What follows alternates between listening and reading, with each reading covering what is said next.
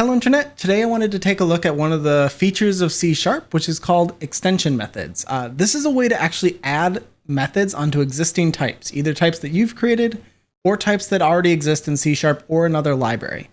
So in this case, we're going to be extending integers. We are going to be adding a function onto integers, and that's sort of what we're going to be playing with. But this works for pretty much anything. If you've used link, this is how this is done. You can add methods to interfaces, whatever you feel you need to add them to. So what we're going to try to do is implement FizzBuzz by adding a method to integers that returns the correct string. So if you're not familiar with the FizzBuzz algorithm, I guess, it's sort of just a sample programming problem, and it works well in this case. But there's 3 cases in FizzBuzz, 4 cases really. But if the number is divisible by 3, it prints fizz. If it's divisible by 5, it prints buzz. And if it's divisible by both, it prints FizzBuzz. If it's divisible by none of those, neither 3 nor 5, it just prints the number.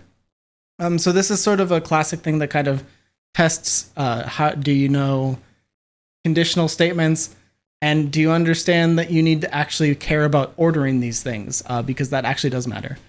It's been around for a while. It's pretty typical that you'll run into it at some point, but it's almost entirely just an example problem. So we're going to do this just to kind of demonstrate what these do. I find these really handy, especially if you have a pretty large existing code base that you need to add something to, but you don't want to go and just start tacking more things into some class or whatever. Especially in things like Unity, for example. There's examples where you may need to extend game objects or vectors or things like that. And this gives you a way to do that. Classically, link, I already mentioned it, but that's sort of how all of that works. So what you need to do in order to start with extension methods is you need a new static class. So static classes in C# are classes which can only have static methods. So if we do static class extensions, doesn't really matter what we name it, you're not usually going to be invoking these this way, but there's a special syntax to extension methods that sort of makes them work. And that is, let's make a public static, and we need to return string because we're doing FizzBuzz. So this is going to just return a string. It's going to be called FizzBuzz, just like you would write a normal function. This is all normal function syntax. The special part is this. So if we do this int, and we'll just say the value, this is what an extension method actually ends up looking like. So the 2 things that you sort of need to pay attention to is it needs to be in a static class, and it needs to be a static method with the first value having this as the parameter. And what that's telling C# is that this is actually 2.fizzbuzz. You can see it's already providing it to us, but 2 in this case is this value. That's the thing that's invoking it. Because you're not in the class, you need some way to provide the class that's actually invoking it to this. So really, this is just syntactic sugar on top of this.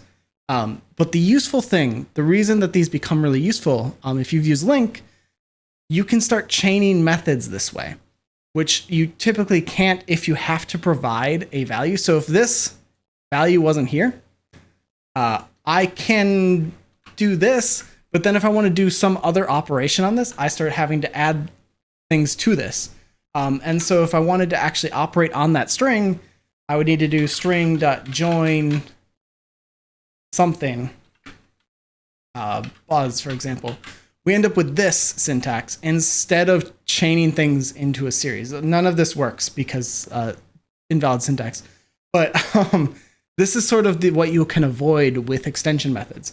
Because of that, you could actually change this into something that looks a little bit closer to 2.fizzbuzz.join buzz, or whatever else you wanted to do.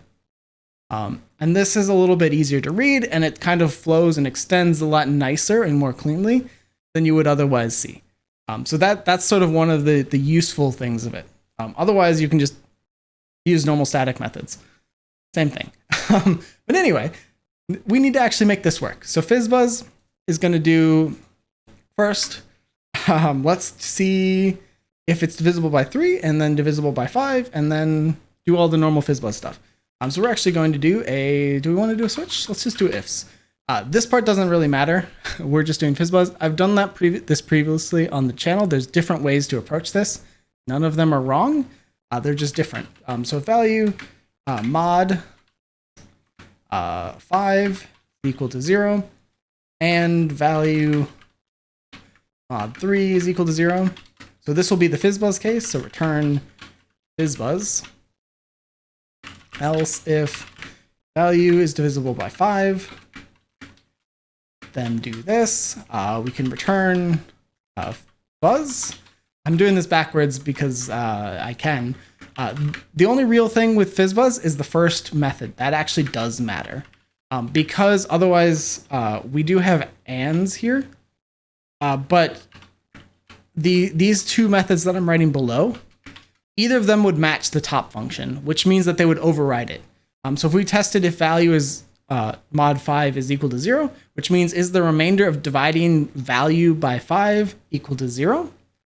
That would be true. And so we'd hit here and stop, which if we want to test both of them, we need to do that first, because otherwise we're going to exit before we ever test the second condition. So that's sort of what's going on here. Let's see here. We have this. We need to return fizz. And then if nothing else, return value to string. Sure. And there we go. That should be the entire thing. Hopefully I haven't done this wrong, because that would be embarrassing. But what we should see is if I do a 484, I guess, in I, and we'll just iterate over like the first 10, that should be enough to kind of give us an example of this. And we can just do console.writeLine i.fizzbuzz. Now this example is again purely just an illustration of this. And you can already see it's working. There we go. Is that working? 0 is divisible by that. The next number for FizzBuzz would be 15 because it's divisible by 5 and 3. So we would actually need to go to like 20 to see if I actually got this right. Probably a bit further than that, honestly, but that's fine. We can see 15 is FizzBuzz, 18 is fizz because it's divisible by 3, 3 into 6. And anyway, this is sort of how you do extension methods. Hopefully that's like a really quick overview of how all of this stuff works. You can use this for all kinds of things to kind of make your code a little bit cleaner and also make nicer APIs for people to actually consume. This also works on interfaces. Link is implemented against IEnumerable, which is an interface. There's no actual implementation to it, but you can actually have implementations of extension methods, which means you can implement functions against interfaces using extension methods that do things and just work for anything that's using that interface. There are some gotchas here. Right now, all of my code is in the same class in the same namespace. If your extension method is in a separate namespace from the code that is trying to use it, you need to add a using statement that includes that extension method's namespace. Otherwise, you're not going to see it. So that's one of the gotchas, and this kind of prevents you from just getting all sorts of random functions added to your code, and kind of avoids breaking the namespacing feature in the first place. But yeah, this is pretty much it. Hopefully this is a quick and easy way to kind of learn this. And if not, leave a comment and I'll try to do a better job next time. But if you do start using this, I'd love to hear what you're using it for, and how you're using this. These kind of things are some of the things that I really like about programming, because you get to make code that is nicer to read and easier to work with, and actually can do some really cool things. So yeah, I'll leave it here, and see you in the next one. So until then, see you, Internet.